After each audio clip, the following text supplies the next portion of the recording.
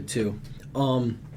Just to start off, I want to apologize for being late because I don't have a phone. It's broken as of right now. Oh, is that right? Yep. And she told me to meet you at Faust. So I was like, maybe they're in the Faust building. And then I walked in there and I was like sitting in there. I was like, I went to go connect to the guest Wi-Fi, and it tells you to put a phone number in to get a password via text so you can get in the Wi-Fi.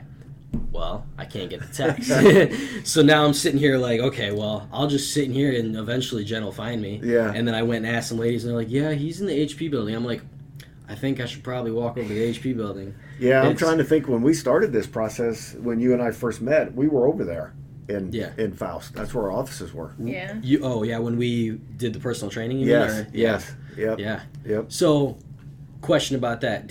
So you met me before you met Jen? No, Jen was first, an undergrad of mine. I think it was like a year before you guys met. Okay. Yeah. So then, how did you guys figure out that we knew each other? Like, what came up? Do you remember that? She figured it out. Yeah, I'm not sure. we were it was when we were at Disney World. Yeah. And you said that you were doing a training thing with a professor. Yep. And, Okay, and you because were we were like, by the pool. Yeah, you were like, okay. you were like, wait a second, it's a sports management professor. And I was like, well, who is it? And you said Dr. Ballou, and I was like, wow. Yeah. What are the odds? Yep. Yeah. And I remember you from that small town. Yep. That you told me about, but I never put two and two together. together. But Jen did, and then she's been with me. Gosh, 3 years. Yeah. 2 or 3 years. Yeah. 2 or 3 years. So with like that's counting you just being a professor for her in undergrad. Well, she was my RA and TA, and for 2 years, all of grad school. Yeah, during grad school. I think I had your undergrad class in like 2018. Then we had like a year because you were finishing undergrad, and then she came back. And then came back as the RA. Help teach. Yeah. What classes were you RA for? Sports analytics. Okay. Yep. Yeah. Stats. Yep. Stats. Did Jen ever tell you how bad she was at math as a kid? She has told me bits and pieces, and it sent me I don't even know what you call it, some kind of post or blog or something saying how worried she was for an exam. A tweet. Yeah. Back in her undergrad days. 2018. Yeah, and then now she's did well in graduate stats and teaching undergrad statistics and stuff. So you just never know. Yeah, you never know. Yeah. We talked about that on our first podcast about how we were both in advanced math together as was it 7th or 8th grade? Seventh grade. So we both got put in that class together, and then she got kicked out for. It wasn't because she wasn't smart enough. It was just because she talked and was just a nuisance to the class, apparently. What was not why? Now what was it? No, okay, so I think that's the probably teacher what it was. Mrs. Garvin. Yeah. And she's really good friends with both of our parents because her husband coached football with our dads. Okay. So she told my parents at parent-teacher conferences that I was not where everybody else was. I was, really? In math, so. Oh, And I think it's because I really just never tried in middle school, and so. I thought it was just class clown stuff. That was, no. That's funny. Yeah. But yeah, it was cool, and when she told, like, when we talked about that on our last podcast about how she's like, an actual professor now and everything, and I don't know, it was, growing up with her, you would never have expected that, it's funny. It's cool how that all ends up. Well, and it's funny you say that because I go back, because I'm not from here. None of my people are here. Everybody's west, from Kansas City and all points west, except my son's in Charlotte, North Carolina. But you go talk to the people that I grew up with, and they're like, "You're a professor? Yeah, you've never been serious one day in your life." And I go, well, I can pretend pretty well, I guess, because I somehow I got there, but so you never know. Yeah, you never know. So let's dive into this. Okay. You grew up in Kansas? I grew up in Kansas, on the Kansas side of Kansas City. Yep. Okay. Okay. So because that is on the Missouri River cuts the city in half, Missouri side, Kansas side, and us Kansans don't want to be referred to as Missourians, and likewise for them. Yeah. Yeah, the border war is alive and well. And actually it goes back, it's funny, it goes back to the Civil War. Kansas was a free state, and Missouri was part of the South. Oh, wow. Yeah. And there's a book called Bleeding Kansas that details a lot about the skirmishes that were going on right at the border, because Kansas and Missouri were separate, split right where the line was, so to speak. And there's some names from the past. John Brown was a evangelist type person, and the Quantilles and their and the raids that they used to do. There's a lot of history in that area. That comes, and even farther back, Nate, and this is probably off topic a little bit, but no, that's fine. The trails westward to get out to discover the West. Yep. The Oregon Trail and the Santa Fe Trail and all those went all the way across Kansas, and so there's all kinds of history there related to those trails, and a lot of those places. That Kansas City area was the last mercantile place where you could get supplies and that kind of thing before you got to your destination, or there may have been an outpost along the way somewhere. But even going back to the days of mail service, the Pony Express and that kind of thing, that was a big deal going through Kansas and Missouri across there, because there was civilization to the east, nothing to the west, and as it was kind of growing, Kansas and especially Kansas played a very important role in the expansion of the country. That's crazy. A couple hundred years ago. Little history lesson for us. Yeah, exactly. Exactly. What was that book again? That's called Bleeding Kansas. Bleeding Kansas. Yeah. Well, it makes sense. The river.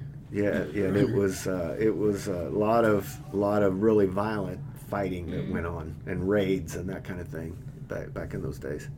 Yeah. So, yeah, no. Yeah, but anyway, yes, but I grew up in Kansas City on the Kansas side. Yeah, there you go. That was good.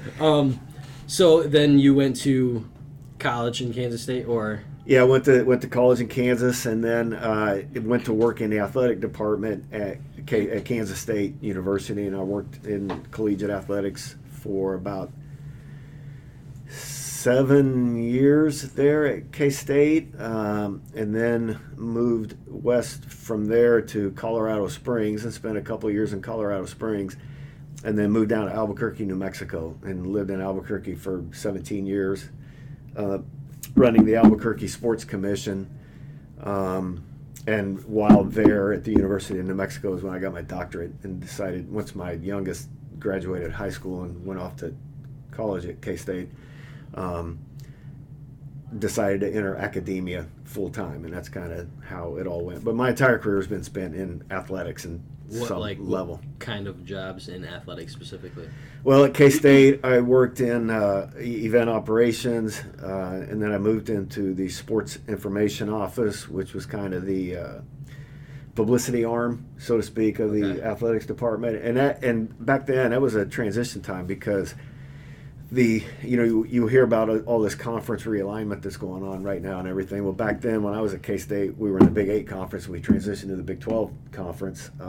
That happened while I was there, and then from there I worked after I left K-State, moved to Colorado Springs. I worked for the Professional Rodeo Cowboys Association, which is headquartered in Colorado Springs, as a public relations type person, because I came out of that. Sports information was kind of a PR type job, and so spent a couple years in Colorado Springs. Didn't know anything about rodeo, but you know how to market stuff. Well, and like the big deal in rodeo is the National Finals Rodeo that's out in Las Vegas, and we were able to get Good Morning America to come out and do a segment, at 4 o'clock in the morning. We're out there filming because it's 7 o'clock in New York.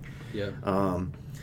And so had to get some professional cowboys out of bed, at 4 in the morning to come and do some demonstrations and that kind of thing, which was kind of cool because I learned a lot as well. It's not. So how did were you the one that was in contact with Good Morning America, or like? Yeah, there were. So it's funny because you may not, and I don't know if the listeners are rodeo people, and I certainly was not a rodeo person, and I haven't been a rodeo person since then. But these cats make some serious money. These top of the line guys, guys and gals, and they have agents and they have representatives and all that kind of stuff. And so you work through Good Morning America to pitch a segment of the show. This would be kind of interesting for people to see. Yeah. And then you, because of the publicity that you can gain and the potential for sponsors that you can gain as a rodeo athlete, they were interested. If I were just to go out there and go, hey, I want to film this and post it somewhere, they'd be like, there's no viewership. But Good Morning America has viewership, and so they were willing to do that and come out and do those things to generate some publicity and maybe sponsor opportunities and that kind of thing. That's sweet that you got such a big thing on there. Yeah, it was crazy. That was wild, and that's quite a setup when those folks get involved. Yeah. Yeah. So. See, we had one experience like that where we had to get up early and get on the news. Yeah. That was for like Battle of the Fans. Okay. Was that during the Battle of the Fans? Because that was for a fundraiser or something, wasn't it? Yeah, it was for the food bank thing. It was for a food bank for, was it Eastern Michigan, I think. I don't remember who it was just a TV station was. But they had to come in at 4 a.m. So to our high school. To our high school. So then we have kids. We have a game that day, so everyone came dressed in what they were already going to wear. Okay. So they come in that, and we have a fake, an empty gym other than the one corner of all the kids at 4 a.m. Right. Cheering and screaming our heads off. And then we have to, I took a nap before school after that. And it was just funny just being up that early and doing that. Yeah. Yeah, and having, that kind of production style and, what goes into it. Because obviously, was that live or was that... It was live. Yeah. Mm-hmm. So, yeah. Yeah, there's so much behind the scenes stuff that you don't even know that about. you don't even realize. Yeah. Mm-hmm. Yeah. And how fast the production, because there's only 2 or 3 people there. There's the camera, the news host, and then someone else. Mm-hmm. And they were literally picking people out of the crowd, hey, you got to talk about this right now. Yeah. And blah blah blah. We had one girl that we made fun of for ever because she was we love people and we love food, and it was just on live TV. On live TV, and I'm sitting there standing next to her and she's just I was please don't come to me next. I was I cannot answer a question now. That's so funny. That's funny. But yeah, it was very, very similar to that, just with a lot more people. Yeah. It's a way bigger event. Yeah. The technology and even back then, there were just a lot of camera people and lighting people and all that kind of stuff. Yeah. And then obviously you getting all your people to be there. Yeah, and it was do that. It was a matter of other crew. Yeah, it was a matter of getting the athletes there, and think about this. You also had to have livestock at 4 a.m. who were willing to run around and get roped and that kind of stuff. And so it was. You probably just have to get there super early just to prep them. Yeah, because the National Finals Rodeo is a televised event that comes on at nighttime. And on the West Coast, it's it starts at 7 o'clock, so about 9 or 10 o'clock Eastern time is when it's starting, and so you had to get everybody up and moving and be like a baseball player trying to go hit fastballs at 4 o'clock in the morning. Yeah, it just doesn't work that well. Exactly. But we got through it, and it was. Got good reviews and that kind of thing, so it was good for the sport. Yeah, that's sweet. Yeah, Jen, you left that one out. I didn't know you. I didn't know about that one either. Well, and until we talk about it, because when you spend your lifetime in athletics, there's so much because the calendar always turns. Yeah. And so there's always the next game. There's always the next this, the next this, the next this that comes up, and so I hadn't thought about that in years, but we did that, and then from there moved to Albuquerque, and then running a sports commission. So we were out bidding on sport events from across the globe and actually from across the world, to bring sporting events to Albuquerque. And so I did that for 17 years. And the thing I really liked about that job was that no 2 events were ever the same. And so, working in collegiate athletics, where if you're working football, that's all you're working is football. Yep. Whereas and especially at the Big 12 level, it's all You're about football. specific, Yeah. Whereas the Albuquerque job gave me exposure to. We hosted the World Boomerang Championships in Albuquerque. Yeah, That's awesome. Who knew, Yeah. right? That kind of stuff is even out there. But we hosted that, and then the mainstream stuff, baseball and basketball and soccer and track and field track and field at very, very high levels. Just a So you wide would just variety of bid for events. you would just see if you could make the best offer for what you could provide there, or Yeah, so the thing that you needed to have, pardon me just a second, Nate. no, you're good. The thing that you needed to have were facilities. Okay, Yeah, you have to have okay, yeah. facilities to host something. And for example, and this is kind of a funny story. In New Mexico, we had an indoor 200-meter banked Mondo track. Okay, Yep. there's just not very many of those in the United States. Track's kind of like cycling, which is my other passion, in that it's huge in Europe and other parts of the world, but not as big, in the U.S., football, basketball, baseball, Yep. and soccer to some extent, hockey, and Yep. those things. Well, American football across the globe is not played like it is here, and so cycling and track and field and soccer and all these sports are bigger, places, over there. And so to have a 200-meter banked indoor track in the U.S. all of a sudden put us at the very top of the track and field industry. Okay, so we started hosting USA Track and Field national championship events, all the way from their premier athletes to masters to youth to and everything in between. The NCAA track and field championships, Division I, Division II, National Junior College, the Mountain West Conference, and I'm probably missing some. The Western Athletic Conference, the WAC, held their indoor championships there. So it all starts with the facilities. Yeah. Okay.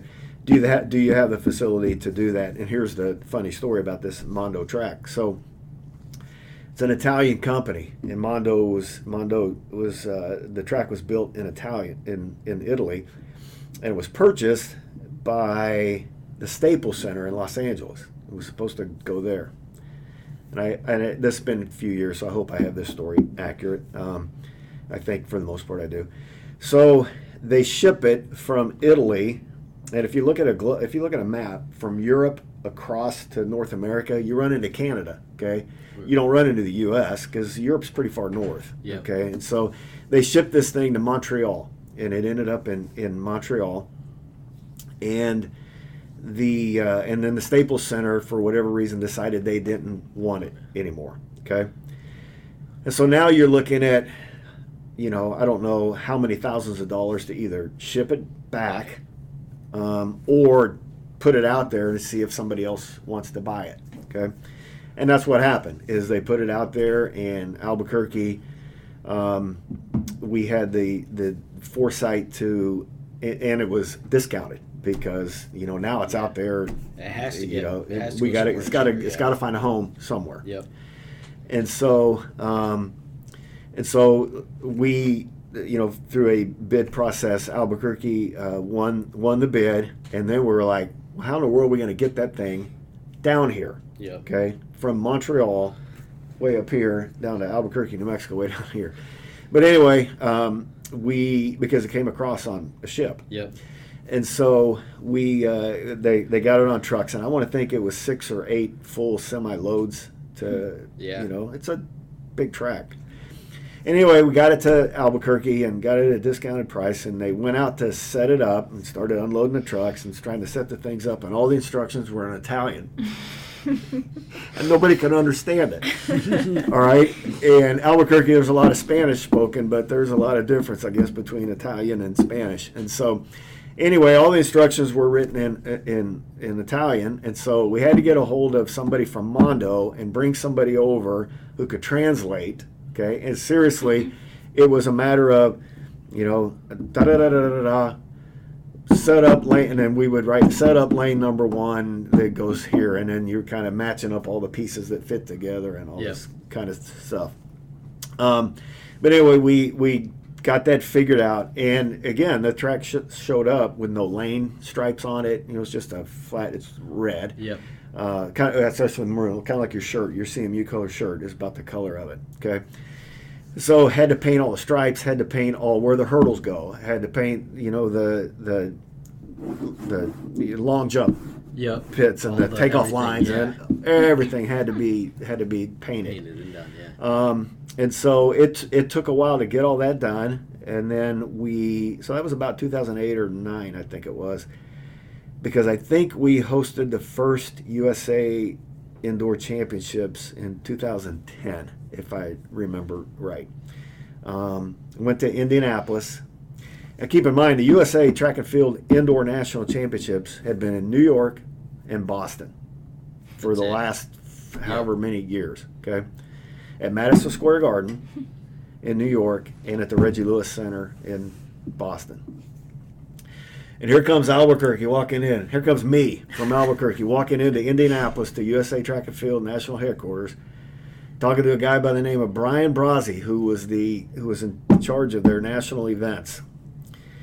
And I walk in, and he's asking me all these questions, and I'm like, I don't know, but I know we have a 200-meter banked indoor track. And we didn't even have any seating, okay? We set this thing up in a 107,000 square foot empty room. Okay, it's an exhibit hall, where you go in and see a trade show and everything. It's just like that. Yep. It's got bathrooms on one side, and then way over there another set of bathrooms. Area for a concession stand type deal, and a bunch of garage doors where you unload and load stuff for trade shows. We had trade shows in there with helicopters and tractors and you name it, everything that there's a trade show for, campers, RV shows, that kind of stuff. We had all that kind of stuff in there. Well, now we're setting up an indoor track in there, all right? If you want to bid on hosting events, you got to have seats. You got to have spectators. So then we had to go buy bleachers, okay? And you can't leave those bleachers out all the time, so they have to be stackable where you can push them back, and they got to be comfortable, and they have to have chair backs on them. And if you're going to be selling a ticket to a USA Track and Field National Championship event, you got to have decent stuff. It can't be wooden high school bleachers. And so anyway, we got all that worked out, and lo and behold, we hosted the 2010. I hope I have my years right, but it's close to that. The 2010 Indoor Championships, and about halfway through, Brian Brazzi came to me and said, "Any way we can extend our contract while we're here? Yeah. For this year, and then add 2 more years, so we want a 3-year deal." And they flew their lawyer in, and we sat down over a dinner at the Hyatt Regency in Albuquerque and hammered out a deal to host it for the next 2 years. And I think we actually ended up hosting it for 5 years in a row, and then it kind of went somewhere, and then it came back. Anyway, so we were kind of in the right place at the right time. A track gets to Montreal, we hear about it, we buy it, and all of a sudden we were the indoor capital of the U.S. Yeah, and so it was quite a interesting time. But anyway, so from there, got the kids through school, and then they left to go to K-State, and then went into academe full time, and that's when I.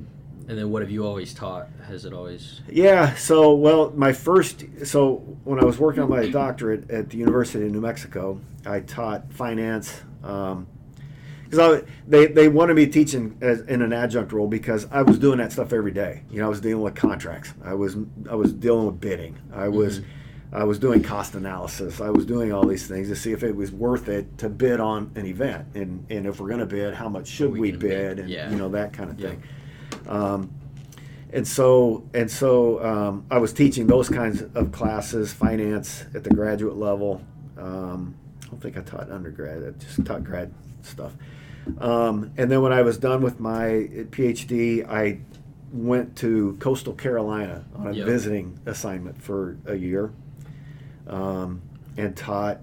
That's when I taught those undergrad marketing classes, and I taught, I think, a facilities class or something, because that's something else I always did. I ran facilities, and so did that. And then when I got to CMU, it was back to what I really liked getting, the statistics, the numbers, that kind of stuff. And I've been teaching so I teach, the only undergrad classes I teach are here at CMU are the sport analytics and the analytics 2 class.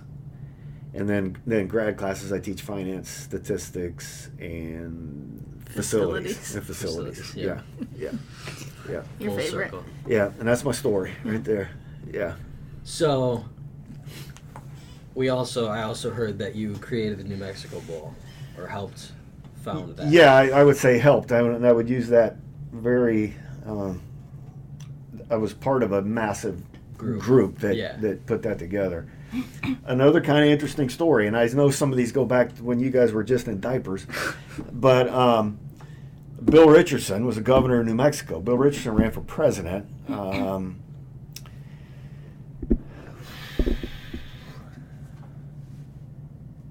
think the year President Obama won the first time.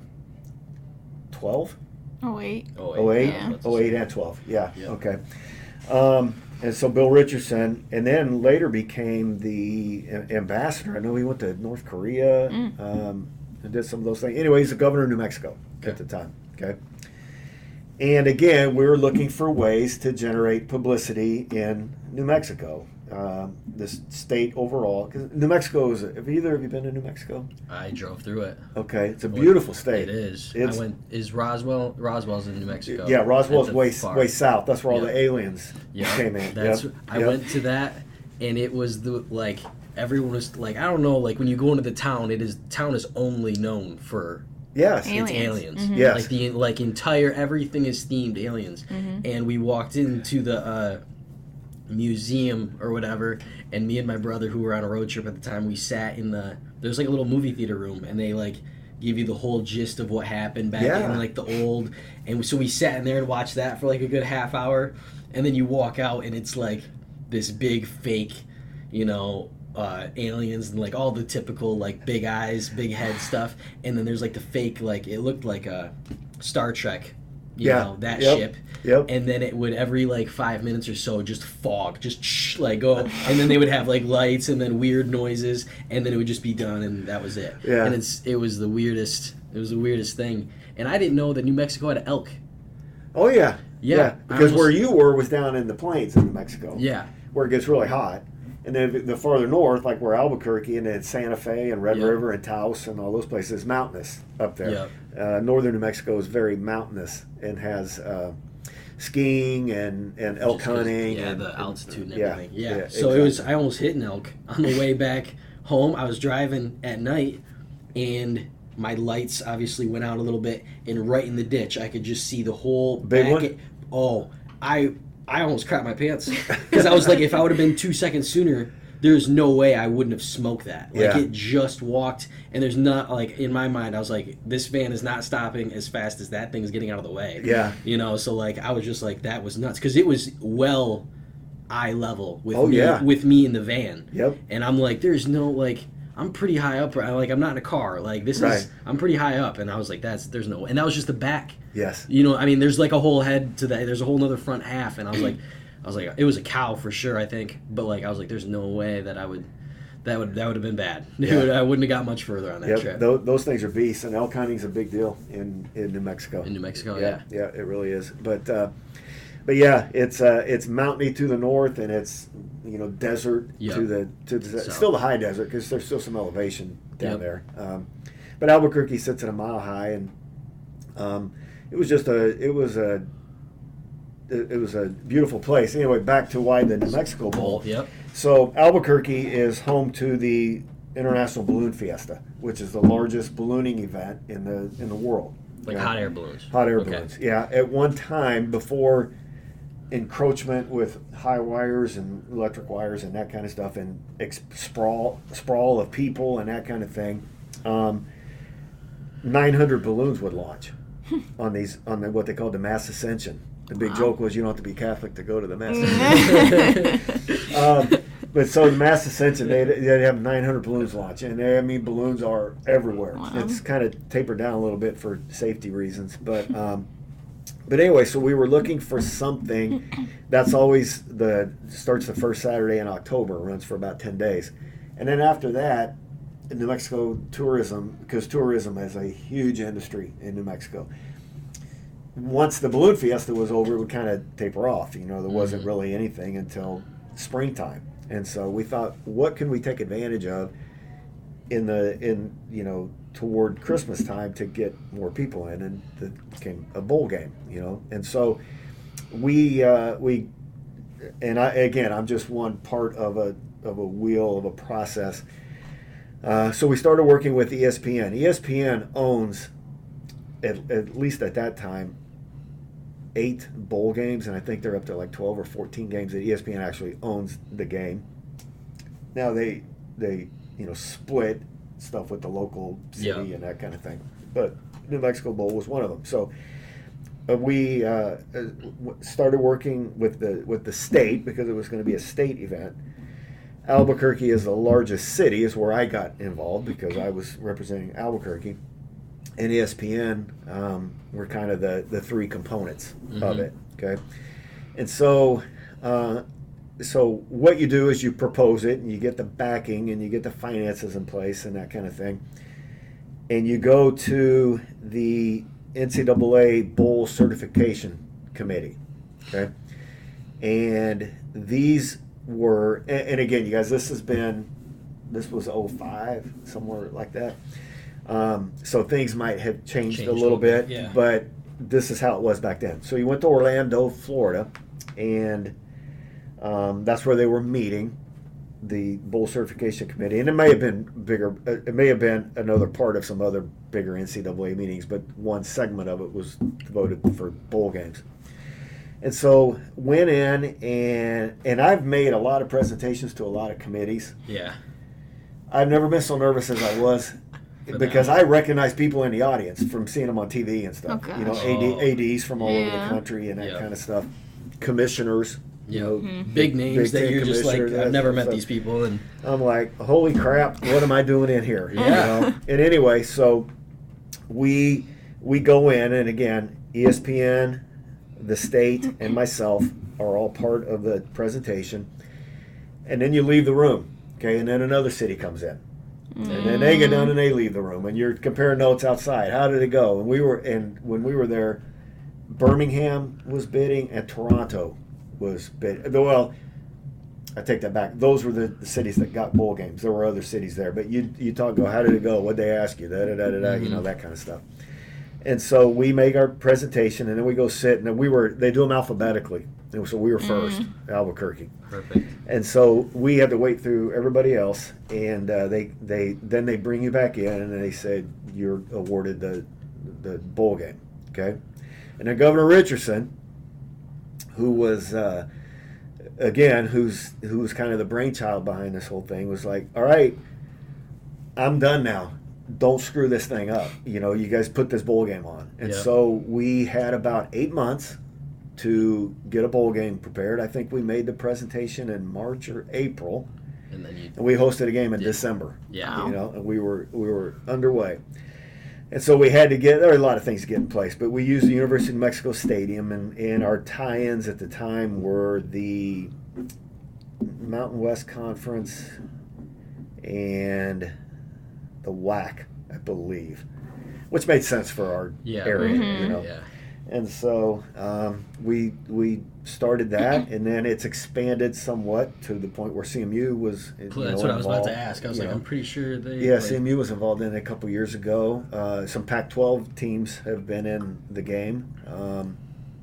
And so, when we were awarded the game, it was Toronto was awarded. I don't know if, again, you guys were in diapers. The International Bowl was the one that was awarded to Toronto, and Birmingham got a bowl game. The Toronto Bowl went defunct. That version of the Birmingham Bowl went defunct, and I think they have a game again that they now have another bowl game. But the Albuquerque Bowl survived and still going, and so that's kind of proud of that we were able to get that game. And of course, I've moved on, but they're still keeping that thing going. So that's kind of cool to see.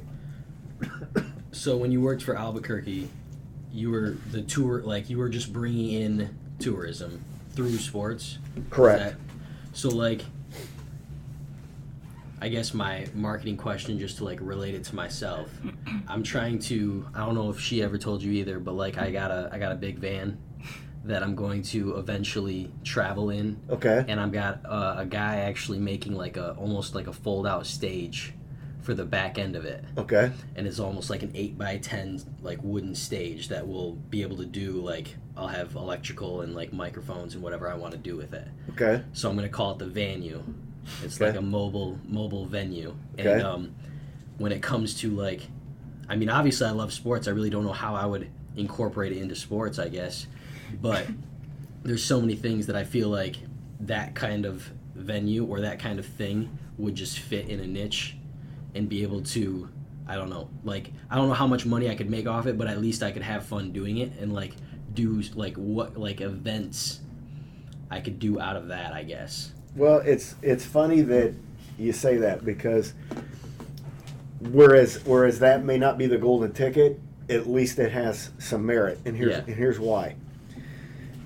If and Jen is used to me spewing words of wisdom and stuff that works and stuff that doesn't work, but I'm always thinking, Yep. and I'm You gotta. when I'm riding my bike for 3.5, 4 hours at a time, I got plenty of time to think. Okay. Yep. That was gonna be another question later. Okay. And so one of the things that has come out of the whole COVID deal is the fact that customers don't have to go to you. You have to go to them. And that's one of the things that we've learned. You know what one of the fastest growing industries is right now? Mobile bike repairs. So people don't have to load their bikes up and take them to a bike store To get fixed. Somebody who's got a van with all the tools and the tubes and the wires and the cables and all that kind of stuff goes to houses and fixes their bikes there at the house. Mm-hmm. One of the guys was telling me, who's a mechanic. I'm very familiar with the mechanics at Ray's Bikes shop in Midland, because I'm in there getting tires fixed all the time. Mm-hmm. One of the mechanics there moved down from Washington State, where he had a buddy who was a mechanic who started out with one van doing mobile things, and I think the last time he said he's now got 7 vans that are going all over the Seattle area, which there's a lot of people up there, Yep. fixing people's bikes, because that's the way people want their stuff done. So you having the ability to be mobile, you can go anywhere. Yeah.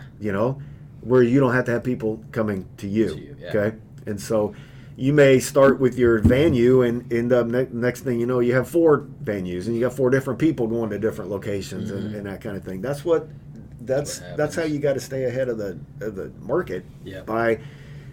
Why do you think food trucks are so successful? Because they can go wherever they want to go. They go to where the people are. Yep. And as opposed to the other way around. Yeah, but yeah.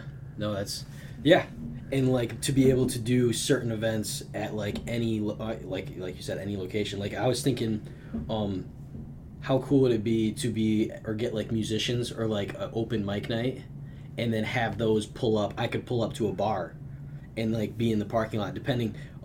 Speaking of COVID times, a lot of people went to those 3-wall outdoor. Yep. Because that's what you had to do during COVID to sell food. So now a bunch of places have like. They don't even have a structured outside fence to where they can maneuver that fence, like pull my van in, do that, and then lock it in, and that could be your area again. Like how so many, and then any like restaurant or anything that I market like that, I can then just hold that event. Yes. So then if I like in that area, I mean, I would have to obviously find all this, or like other people would already have bands and gigs that were like they already have. But now I put them on my stage rather than on whatever they were using, and it's outdoors, and I'd have lights, everything. All my setup would be done. All I gotta do is drop everything down, and you're good to go. Yeah, I think it's a good idea. I would also go to schools for field days and stuff like that, because they can give awards and be up on the stage and that kind of thing. There's all kinds of different things that I did not think of that. Yeah. Because I've had kids and I've been to those things. Yeah. Where And the beauty of kids is they start in kindergarten and you're not done with them until they're seniors in high school. There's stuff all the time that you can that there's and then there's a new crop coming in to replace that crop, and so it's a never-ending market. Yeah, that's very true. Just some, because again they're trying to maintain some distancing and do stuff outside and that kind of thing. So there's City Parks and Recs probably got events that are going on that they may be able to use. Here's an idea. And I've been after Jen Eaton on this. I like riding bikes. I like riding road bikes. And what I don't think there are enough of are time trial events.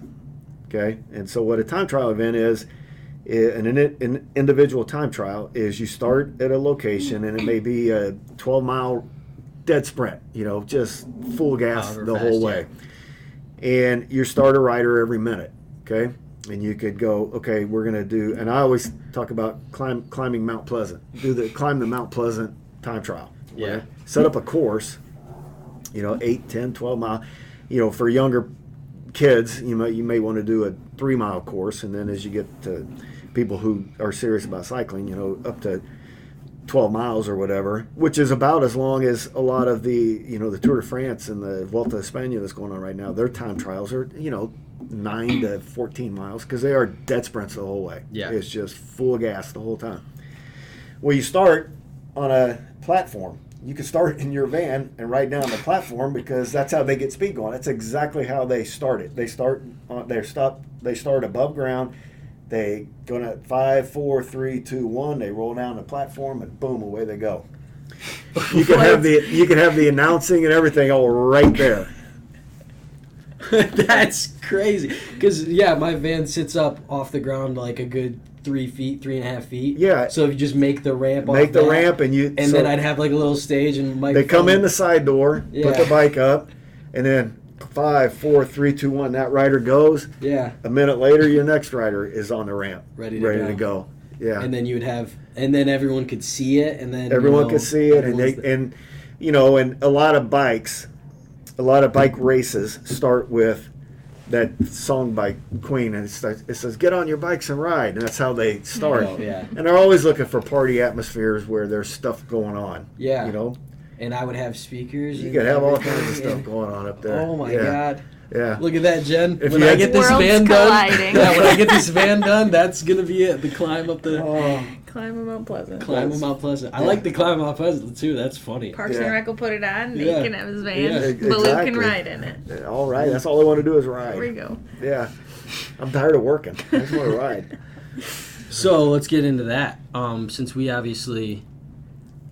started off as personal trainee relationship.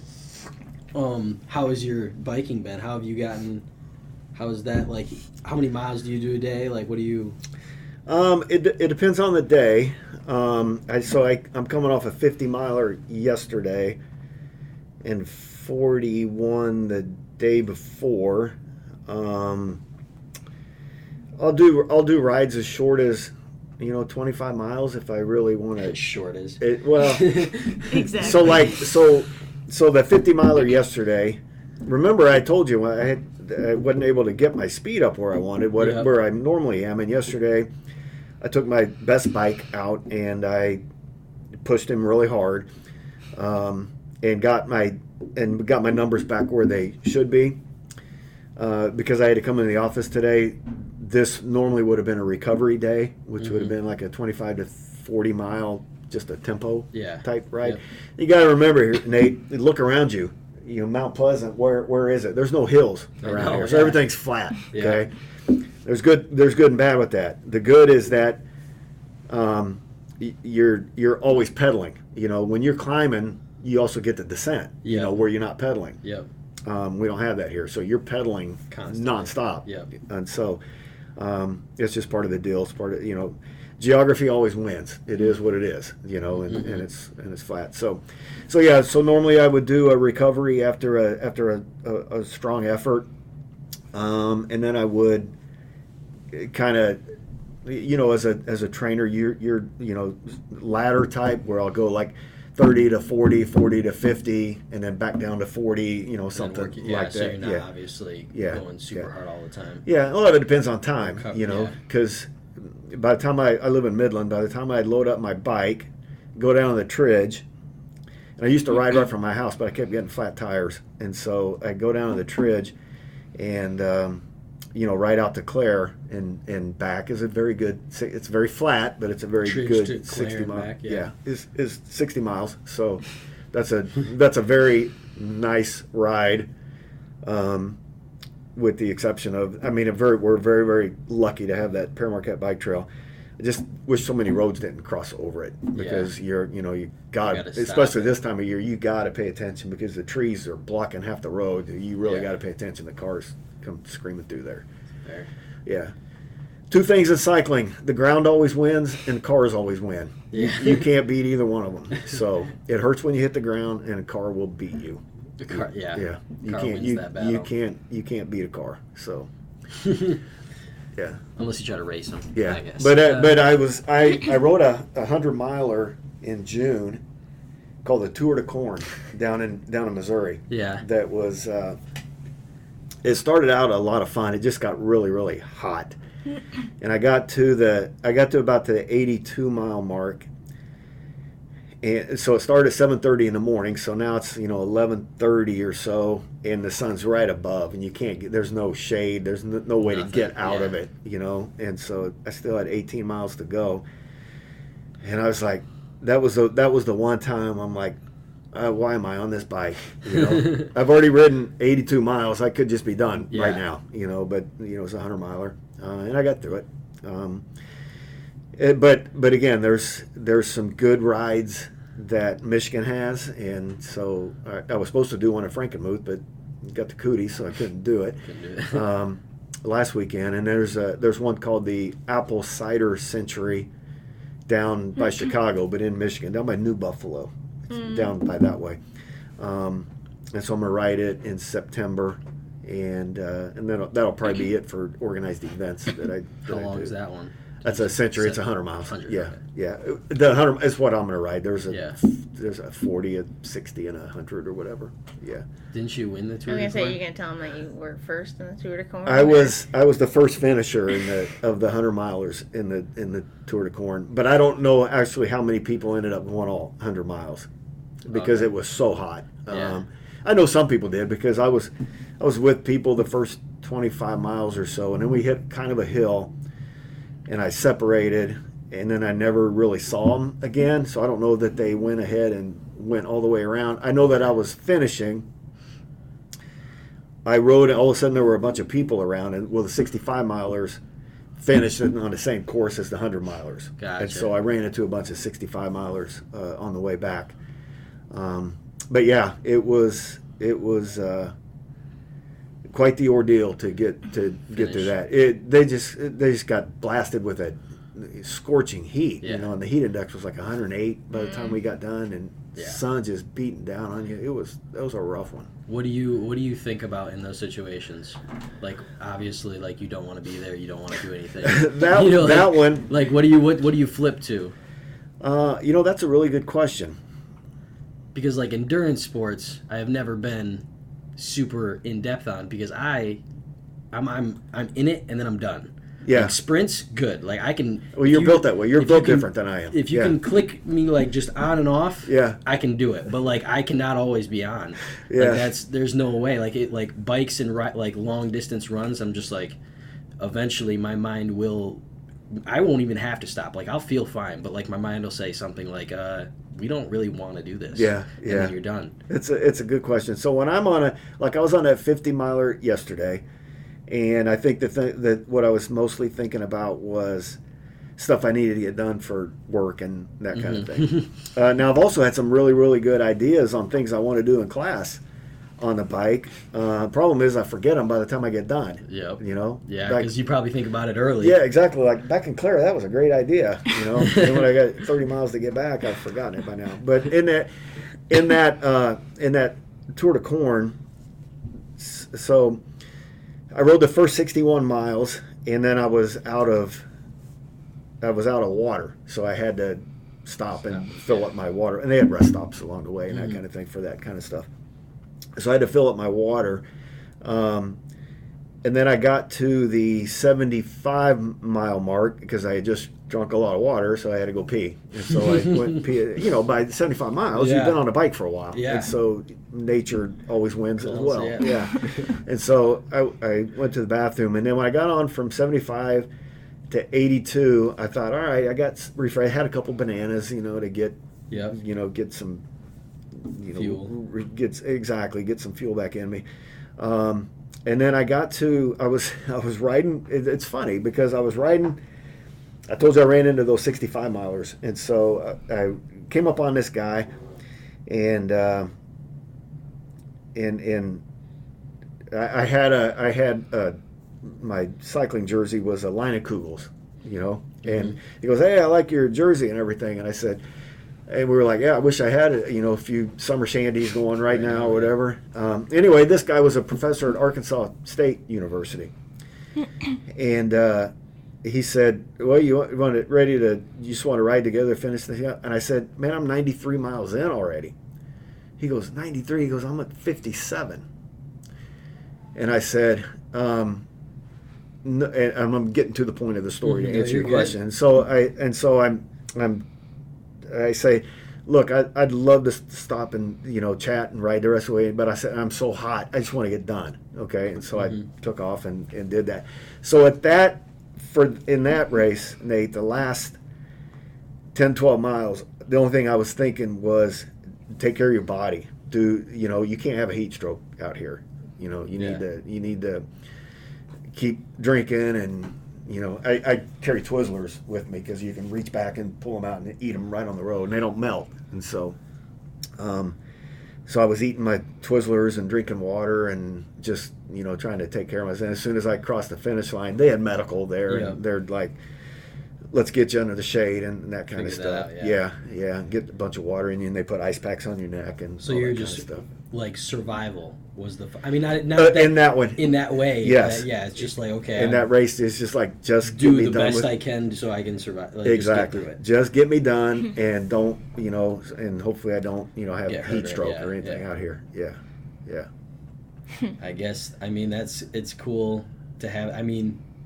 You never really expect that answer, just survival. Like, I just wanted to finish. Like, that was it. Like, do the best I can to finish, and that was, Well, 100 miles. Yeah, that's 100. Quite a that's ways. what I'm saying. Like you get to that point, and like what, like you think, like I don't know if you ever heard of like David Goggins or any of these like U.S. Navy like SEALs and stuff. They go like nuts, and they like have all this motivational stuff to get them through it, and it's like you're sitting there thinking, no, I'm just gonna finish and. Like just finish, like be healthy enough to finish. Yeah. And it's just a weird, two different sides of the spectrum can still get you to the, to the goal. Yeah. Well, I figured, the last rest area was at the 92-mile mark, so there was 8 miles where you either ride it and get done, or you wait for the SAG, the supply and gear vehicle, to come by and pick you up. And by that time, I had actually seen the SAG pick up about probably 25 people. Dang.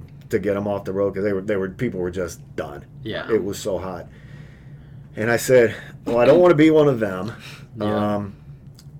but I know that I can't. I need to back off a little bit and just there's nobody around me that I saw in 100 miles because pride still takes over. You still want to win the race. And the fact that if you finish it, you're already like. Yeah, I mean, there was nobody around me. Exactly. And even all those 65-mile people, I left them behind. And so I thought, at this time, I'm just going to get done. Yeah, because I'm either, at least when I'm riding my bike, there's a breeze, because I'm creating a breeze against myself, as opposed to standing and walking, in clicky shoes, And so I'm like, no, I'm just going to get done. It'd probably be harder to... Oh, my God, yeah. Just walk to stop your bike all the way back, yeah. I did see one guy who was laying on this side of the road. It was a grass embankment, and he had pulled off and laid his bike down, and he was just laying down. And he was not a guy that I had seen before in the 100-miler, because when you ride these races, okay, all the 100-milers, you guys are at the beginning. So it's a big group start. since you guys are going the farthest, you get out first, and then 10 minutes later, the 65s will start. Yeah. And so I never saw that guy amongst the 100 milers, but it was hot for people. Yeah. You know, and this guy was just laying in the grass, and I asked him, I said, if he was okay, and he said, yeah. He goes, I'm just hot. I got to cool down a little bit. So it was a scorcher out there. Yeah. It's wild that you can even have a small conversation while doing that. I wouldn't even want to talk. Yeah, but you guys, too much air. Everybody thinks it's a big deal and all that, and it's when you ride bikes as much as I do, it's just part of the deal. Yeah. You know, a 30-mile bike ride for me is going to work. It's doing a workout for you in the gym. Mm-hmm. You know what I mean? You just do it. Yeah. Yeah. It's not at 30. You know, it's an hour, 20 minutes or whatever. Yeah. You know, it's just there. Yeah. Fair. Yeah. Yeah. That's wild. I would love to be able to. I mean, I don't cycle at all, but like that's just like the endurance aspect to it all is like a whole nother side of training that I've never even once experimented with. Well, because it's just a hard thing to mentally overdo. Well, what I tell people, Nate, is that as you get older, stuff hurts more, and running hurts. Yeah, hurts my feet, hurts my knees, hurts your back, hurts my ankles, everything. Cycling doesn't. Nothing hurts, you know, other than your butt a little bit. Yeah, you know, after 5 hours in the saddle. But other than that, nothing hurts. Yeah, so it's a good alternative. Yeah, for sure. Exactly. That's why there's so many people who are approaching retirement age and or who have retired that are into cycling because they have time, because you know, to go ride 50, 60 miles it takes time. Yeah. And they don't want to hurt anymore by running. It's just a different way of training. At that point you kind of, I mean, to get that type of training in, or at least the high intensity that you want, like the competitive nature of it, that's what you have to do. Yeah. Yeah. And that's the way I do it. I know that I won't be able to do it forever, but I want to go as hard as I can, as fast as I can, while I still can. Yeah. And then once I can't do it anymore, if you started cycling and you trained for the next 2 years, I could not race you. I could not keep up with you. You are just much younger. Yeah. You know what I mean? Yeah. So there's a window, and I'm going to keep the window open as long as I can. Yeah. Yeah. Yeah. Yeah, and honestly, you get to that point, like, you never really have to close. I mean, the window could just get slightly shut more, you know what I mean? Exactly. Like, you instead of 60, now that 30 mile is your old 60, you know? Like, 30 miles at an older age is still, that's amazing. Like, you can even do that. It's a good workout. I was riding out my daughter and son-in-law live out in Washington State, and I was riding a foothills trail out there. And I was, and Jen Eaton knows this about me. I hate when people pass me on the trail.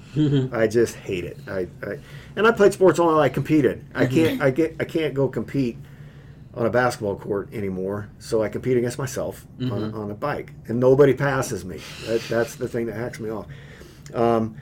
Anyway, so I'm riding in Washington, and there's a guy riding in my draft, and I cannot shake him. I just cannot get rid of him. And I look back, so I needed to see who this dude was. And so I kind of slow down a little bit, and he comes up beside me. He's on an e-bike. and I'm like, I said, hey, and there's a point to this story. It just takes me a while to get there. So he's on the e-bike, and he comes around, and I go, hey, that's cheating. He goes, hey, I'm 80. My point is, you can keep bike riding until you drop dead. You know what I mean? Here's an 80-year-old retired doctor who's riding a bike, and there's some hills out there, who's riding his bike. He said, I need an e-bike because I can't get up all the hills anymore. But you still have... But I'm going like, I wonder why I couldn't shake you. And he was like, yeah, I was using a motor. That's awesome. It was funny. Yeah, we were 50 miles in by then. I was on the way back, and I'm going, I cannot shake this guy. Yeah, one of the things I think about is I pretend I'm in the Tour de France or something. That's how stupid I still am. That's what people can't believe. The only people that can keep up with you are the people with the damn e-bikes. Yeah. Oh my goodness. But no, it is, as I tell those people who are close to me, it works for me. Cycling is my deal, and it works for me. Yeah. and I've talked to exercise physiologists, and they go, it's built for people like you. You know, it's the sport that you have the perfect body shape for. Yeah. It's definitely your anthropometry can like definitely affect that, like how well you can move the. Oh, I can't even say it right now, but no, that's super cool. Yeah, it's I dig it, and I don't think it'll ever stop. You know, until I just can't do it anymore. Did you ever find the guy that passed you by Claire? No, I still don't know who that guy was. But I don't think he came. I think he turned around and went back the other way. Yeah. He didn't really pass you. So you also said Ray's Bike Shop earlier. My dad does all the signs for Ray's Bike Shop. Is that right? Yeah, because there's one in Midland, but there's one in Clare. Yep. So yeah, my dad's done all the lettering for those. Okay. Which I thought was funny because he's like, Ray's Bike Shop. I'm like, that's the.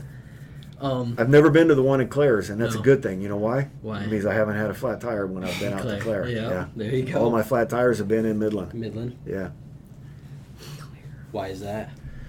Well, because I was riding from my house to the Tridge and riding on the roads and everything, and that's where you pick up all the nails and stuff and glass and that kind of stuff. And so I'd ride right into a flat tire, right in, and I that's why.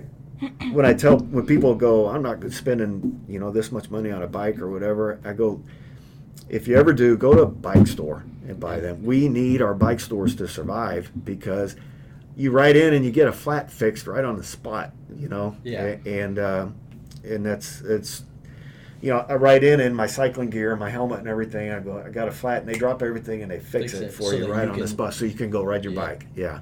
Yeah, that's definitely. Just the customer service side of it. Exactly. Well, and you go buy a bike at Walmart or Target. Not that there's anything wrong with them. A, they break very quick, and B, nobody will fix them because they can't fix them. There. Yeah, exactly. At Dunham's is the same way. We have a guy come in and build them, and then half the time, the way they're shipped, the guy once he gets done building it, he's like, it's broke. Like it wasn't me, but it's there. Yeah. And I'm just like, oh. Yeah. Cool, clearance section that. They have a very limited life. Yeah. Someone goes out and rides one for a month and it's broken and you can't get fixed. Yep. Yeah. That's crazy. Yeah. So support your local bike stores. Yeah. Oh, let's look at this one more time.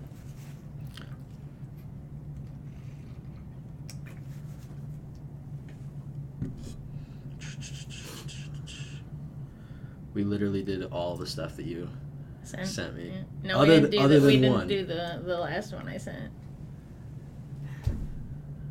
Oh well, we gotta do this. We gotta do this one first because Jen says something about a Bobby Knight story. Oh yeah. Oh my gosh, yeah, I'd forgotten about that. Yeah. So Bob Knight, and most of the people in this area know Bob Knight from Indiana, but Bob Knight was the head coach at Texas Tech for quite a few years. When he wrapped up his career. And so one of the events we were hosting was the NCAA men's basketball tournament in Albuquerque. And I was the moderator for the news conferences. Okay? And so when they announced the teams that we were getting in Albuquerque and we saw Texas Tech, we go, oh, okay, we're going to get Bob Knight. And Bob Knight has been, everybody knows Bob Knight's antics and yelling at people and all that kind of stuff, and including people up on the press conference deal. And so my biggest fear was that I'm going to get him after they lose, and he's going to be mad, and he's going to be a jerk, and he's going to be late to the press conference and all the stuff that you've seen. So anyway, sure enough, they lose, and he comes up to the press conference, and the NCAA has these rules and stuff that you have to read, and so I'm reading these things, and one of them is you have to identify what media outlet you're with. So like I'm Nate from the Mount Pleasant Times or whatever. You have to say who you're with. And so somebody asks a question, somebody raises their hand and then identify themselves, and I go, please identify yourself and your media outlet, and they do that. Anyway, I had all these rules that I'm going through, and Bob Knight looks before he takes a question because he's getting ready to fill the question. He looks over at me because I'm right next to him, and he goes, "You're a tough son of a bitch, aren't you?" He goes, "I'm going to take you back to Lubbock with me." And so that was my Bob Knight experience. I didn't get chewed out, and they lost the game. And he was actually a perfect gentleman when in Albuquerque when he was there. And I think he knew he didn't have the team to go any farther than what they did. Because I think they won their first game and lost their second game. Yeah, he was just happy they got there. Yeah, and they were, when you've been in the coaching business as long as he has, when you're looking at another team if they're better than you are. You know, and I don't remember who they lost to, but it was a team that was definitely better than them. Yeah. And you were moderator, like you would pretty much just run the whole. That's crazy. So I'd be the one up on so there's a table at the top and it's raised and everything, and they bring out I'm over here on this side, and then there's the TV cameras are on like the head coach and the players and that kind of thing, and then out in the audience there's two people with microphones. Somebody raises their hand and a microphone person takes them over the microphone. They ask their question, and that kind of thing is how that worked. Yeah. And my son actually was one of the mic handlers at that particular event, and Wisconsin was there in Albuquerque and they won both their games, so they were going to the Final Four from there. And Bo Ryan was the head coach of Wisconsin at the time, and he and my son just hung out like crazy. And these are high-profile people who you think maybe untouchable. Don't mess with me. I'm too good to mess with. And Bo Ryan's like a grandpa to my son. Which was really cool. Yeah. Another name of an older guy by the name of Lute Olson, who coached at Arizona, was just the nicest guy in the world. Yeah. We would go to for football. We'd go to the coaches conference in Lansing. And you'd see, who do we see? We saw Jim Harbaugh talk. And then Ferris State's Annis. Okay. That guy, the Ferris State coach, one of the coolest guys ever. Like we saw him at one of the bars, and I'm pretty sure we just had a beer with him. Like our whole coaching staff and stuff, and then like just the way he talks about it. He talked about his whole interview process with new coaches, and he didn't talk a lick about football, didn't talk a lick about any technique, whatever. And he was just like, the only thing that I need to figure out is if you care as much as I do. And that was like that was the only thing he said for all of his coaching staff. And it was like, what the, like, I was like, could you imagine going into a coaching job and then not talking about football at all? Yeah. And it's like, how do you, I don't know, how do you judge based off that? I mean, I get it, he's won how many national championships at the D2 level. Right. But, that was just such a cool, talking point that he did at the conference. He's like, yeah, no, as long as they care enough, he's like, I can teach them everything else. He's like, we're going to run my stuff. You don't have to know exactly what we're doing. I'll eventually get you there. And it was just cool that was the mindset for it. Yeah. Well, it's funny because Jen is my teaching assistant the last several years. One of the things that we talk about is if you can get students who care about why they're in the classroom and why they're in college, you can. I don't care if they can't add 2 and 2. If they care, they'll do it. You'll get them there. You know what I mean? It's the jokers that don't care that you struggle with. Yeah.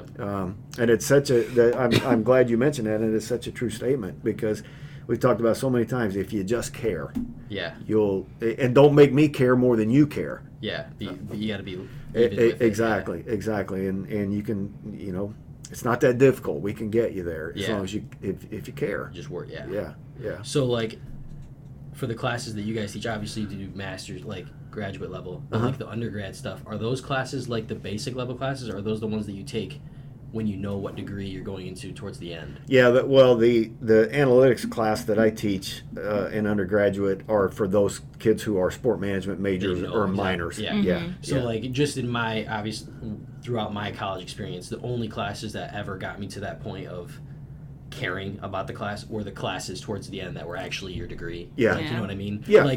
That prior 2 years, 2.5, almost 3 years, that part of college is so hard to even electives and stuff. Yeah. Yeah. I mean, I don't even know if it's it's just like the base, like the your general basic education. General your basic math, English, and it's like, like we've done this for 14 years. Yep. Can we please get on with it? And then you hit that other stuff, and it's way harder. But it's also like you don't even care that it's harder anymore. It's just like, okay, because it's now your stuff. Yeah, it's what you want to do. Yeah. It's Yep. It was just, as a teacher, I feel like it would be way easier to have those classes than to have the gen ed classes. Yeah, I but feel like you still got to have kids who care. Yeah, there's still kids that are Don't just want- there. Yeah. Fair. Yep. Yep. And you can, and it's, you could kind of figure it out pretty quickly who's invested there. and who isn't. Yeah. I always tell a story. The first day in his class, I was terrified in the sports analytics class because obviously I was bad at math. And I didn't know who he was because my sister told me everybody, like, who all the professors were, but she didn't have him. So I had no clue who he was. And he gave us, like, this little assignment the first day of class, and I overthought it, and it's just a simple little thing. Yeah. So I went into his office hours, like, before the next class day. And I was like, I was wondering if you could, like, help me with this or whatever. And he, like, looked at it, and he's like, well, I'm not just going to give you the answer. Yeah. I was like, well, this guy's a jerk, first off. Yeah. So then, like, later that day in class, it was when you had to, like, wheel in the little whiteboard or whatever. That classroom didn't have a whiteboard or whatever. Yes. And you were doing your thing where you walk around the back of the classroom, and you were like, Jen Eaton, can you come up here and write on the whiteboard for me? And I was like, how does this guy even know my name, first off? But, yeah. So I had to go up there. And then what'd you have to do? Like, anything specifically hard? He was like telling me I think we were doing normal distribution curve, and you had me draw it or He has whatever. very good penmanship, and I don't. Yeah. So then there was just like these little, like, I would see him walking to his office or whatever, and I think there was one. It was right after K-State went to the Final Four. I picked him to Elite go. Eight. Elite Eight. I picked him to go to the national championship with Michigan one year, and I went into your office and told you. And then they lost in, like, the second round. So in there, I was like, what the heck? And then, That's funny. Didn't bet on that one. No. Was not a good idea. And the old time Michigan and K-State played in a bowl game, we worked Michigan. Yeah, you did. It was rough. I remember you couldn't that. cover Tyler Lockett. It was rough. Yeah. Bill Snyder. Bill Snyder was still the coach? Yeah. Tyler Lockett was good. Yeah, nobody could cover him. Yeah, which is why he's so good in the NFL. Because he's so because he plays for the Seahawks. I'm pretty sure he does. Yeah. That's nuts. Yeah. Another thing that I remember from back when we trained was that you coached football, didn't you? I did. I coached running backs at St. Pius High School in Albuquerque. Yeah. And that's like is that a D1 school, like Class A school or? In New Mexico, you have 1A through 6A. Yep. And they were 5A. Gotcha. Yeah. So how many kids did you have on the team? I should ask. All the way down to freshmen. Or no, just like on your varsity, I guess, just your one team. Probably 50, 60. 50, yeah. Wow. So it's a little bit bigger. Yeah. Yeah. We rocked a good 22. Maybe. Our senior year, we had 22. Every year before that, there was the first year we got to high school, they had 12. Had 12 or 13. Really? So my dad was the coach, and we talked about this the other day. He was that year. He was in charge of substitutions. So the coach would be like, "Hey, are we good?" And he's like, "There's one on my left and there's one on my right. We're good." And I'm just like, and he's like, all he would have to do is like left or right. He'd be like, "Okay, you go in."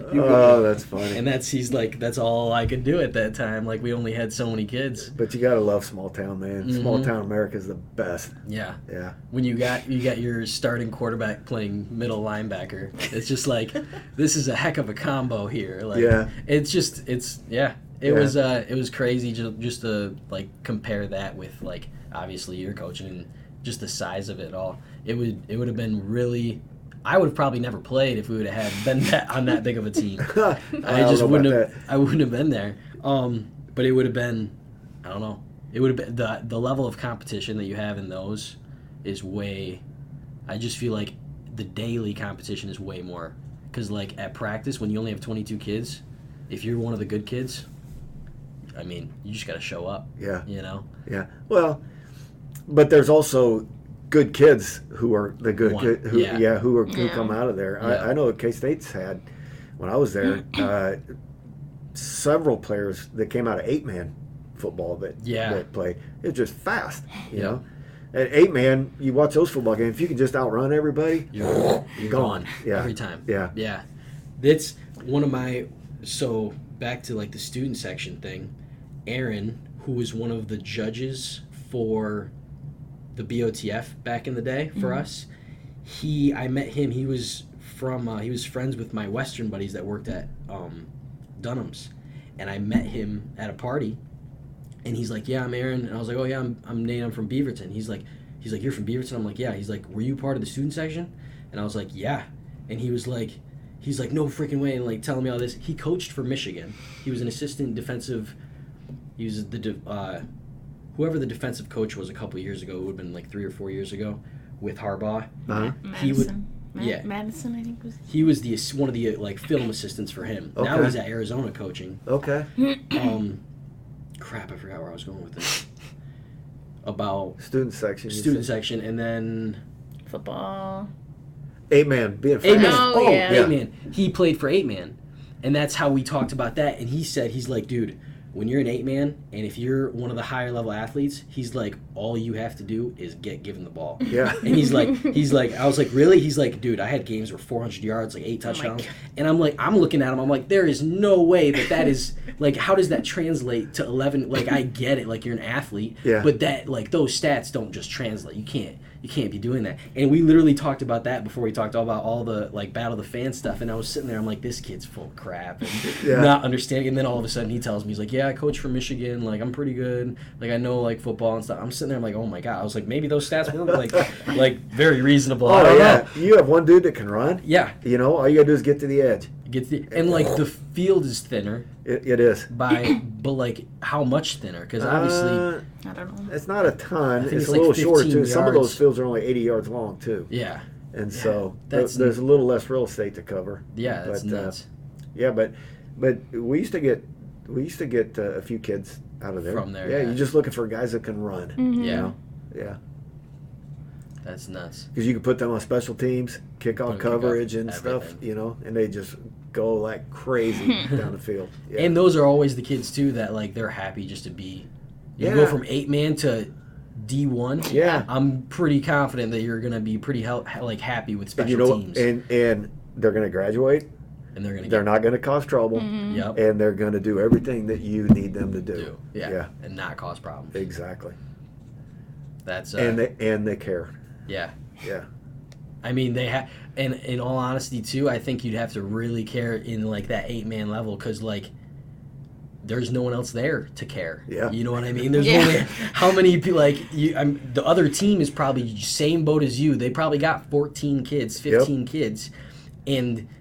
I mean, if there's not a crowd there, it just looks like a little group of people 7-on-7. Yeah, Looks like the Thanksgiving Day Bowl. Yeah, just a little bit more dressed up. Yeah, and it's just like, that does make sense that they have to be like, that would be a good recruiting, like, mindset towards it. Yeah, is that's.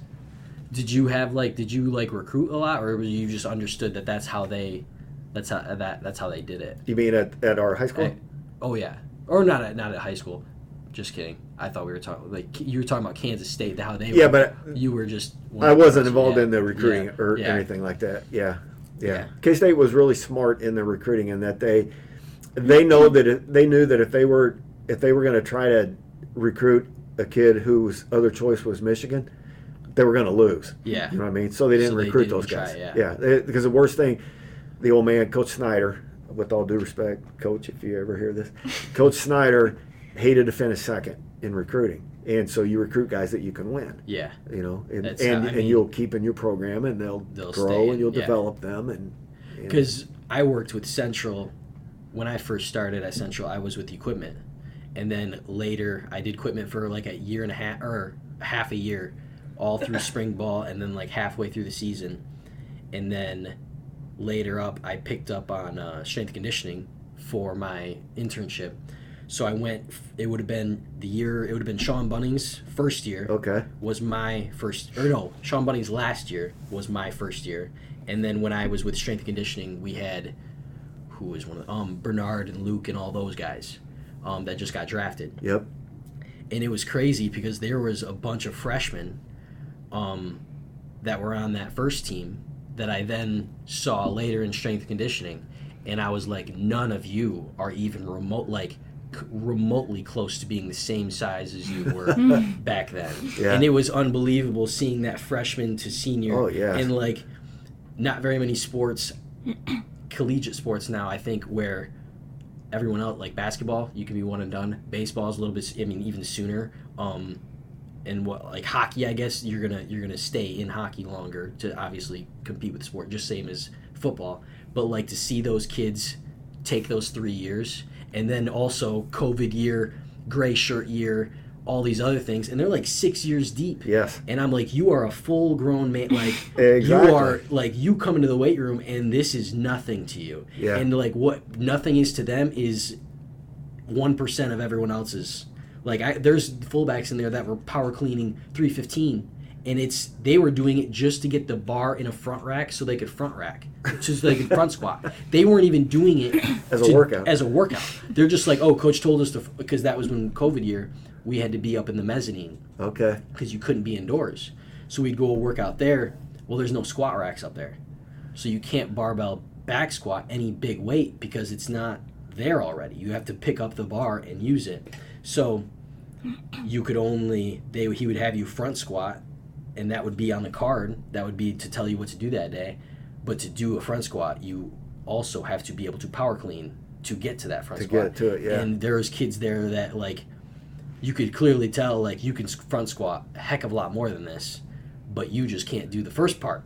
And it was cool. I mean, it was crazy because some guys, like KP, there was a Gage Kresge, who's like one of the safeties, and then a couple of, like, all the DBs were freakishly small, but amazingly strong. Like 285, and it's just like, my God, like, how do you even do that? And it was just nuts to see, because back when their freshman year, when I first met them, oh my God, 135 on the bench was like, good job. Like, and I was just like, oh my God, how did you get here? Like, it's nuts to see some of those. And then you see some of the other positions, like wide receivers and like quarterbacks and stuff, and it's like, you guys must be super, super skilled, because there's like a lot of them arguably in the weight room, if you just went by names and numbers on their cards, they're nothing extraordinary, you know. Right. Like, you can tell who the NFL players are just by looking at their workout card, like who could be an NFL player. Exactly. So like some of the running backs there and some of those linemen, both like the split squats where you raise your one leg up and you drop down, they're Bernard and Luke, the two offensive linemen. They would go grab the like 150s, 160s, two of them, and they would do it and not even like flinch. You know how like when you set up to do a workout and you're just like, you set up and you're like, oh, that doesn't feel good, like, let's do this. Like, no, like, foot up, done, look up, down. And it's just like how are you? And like other strength coaches, like Coach Welsh, who's there, like, he would obviously, he's not like fazed by it, but there's a couple times where Coach Welsh would like, he'd look away and he'd look back and he's like, start clapping. I'm like, he wasn't expecting that. Yeah. Like, he wasn't ready for that. Isn't that amazing? And he's the one that has done it for years. And then you see it and it's just like, how do you move that fast with that much weight? It was cool to see like that whole progression of collegiate sports throughout and that's why those guys play on Sundays. Mm-hmm. Yeah, and the one, Luke now plays for the Bucks. Bernard played in his first preseason game for the Colts, and it's like, I worked out with NFL athletes. Yeah. And like, isn't that crazy? Yeah, and like you saw it before, and you like, and also what's super weird is Bernard, he's from Austria, thick accent, super nice guy. Obviously, I'm just an intern. I just hand out shakes and stuff. Like, right. I'm just around, and I'll occasionally yell, like, you know, put your hips forward, or some cue.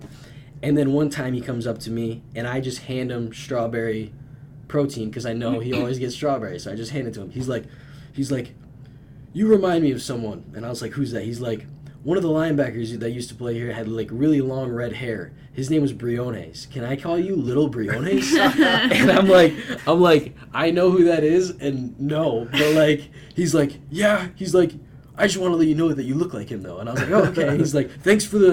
He's like, can I get another one of those? And then I hand him one. He's like, he chugs it. He's like, one more. Like, another strawberry, and off he goes. And I'm like, dude, that's cool. And I was like, and then people were telling me, like, oh, he's going to be in the NFL. And then I'm like, okay. I was like, it was just weird. Like, you think these people are like, oh, you know, like, Russell, like, obviously, like, you got the celebs of the NFL. But Right.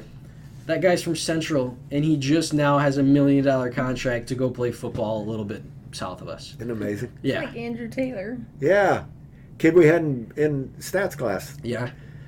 Pitcher for the baseball team. Ended up being a second-round pick for the Astros. Yeah. Just and you didn't. Yeah, and you're cool with him before, and just like, yeah, that's who it is. Yeah. Which is why he was really relaxed in class. Really... He was like, I'm not really going to need all this stuff. Yeah, he already knew better. I don't know how to figure out a Z-score. I don't really care. Oh, in a few months I'm going to sign $1 million bonus. So, oh my God. Yeah. And isn't it nuts that like he's in class at the time and he knows that this is going to happen, and you guys also know that this is going to happen. It's like I didn't know if he was going to go that high. Fair. I heard like 4th round, and he went in a supplemental pick in the 2nd round. I was like, there you good go. for him. Yeah, good for him. Yeah. Michigan kid, good for him. Yeah, that's sweet.